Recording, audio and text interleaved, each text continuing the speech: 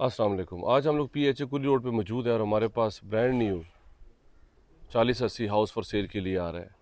5 bedrooms हैं और 2 units हैं और इसमें 3 किचन्स हैं। रूफ टॉप पे आपके पास 1 जो है वो गेस्ट रूम है। ये पोर्च है, इसमें 2-3 गाड़ियाँ पार्क हो सकती है।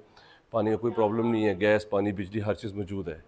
यहाँ से आपके पास बैक पे ओपन स्पेस है, बैक पे जो है वो सरोंट के लिए ऊपर जाने के लिए स्टेयर्स हैं और ये इसकी मेन एंट्रेंस है। 2 एंट्रेंसेस हैं इसमें, एक यहाँ से एंट्रेंस है और एक साथ से आप गली से आप अंदर आ सकते हैं। फ्यूचर में आप जो है वो रेंट आउट भी कर सकते हैं। ये इसका पाउडर रूम है, राइट पे इसमें ड्राइंग रूम है आपके पास और ये सामने आपके पास जो है वो टीवी लॉन्च है।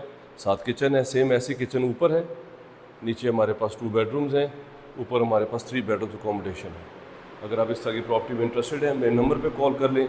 अगर आपने कंप्लीट वीडियो देखनी है तो मेरा यूट्यूब चैनल सब्सक्राइब कर लें, उसमें इस घर की कंप्लीट इन्फॉर्मेशन है। Thank you very much.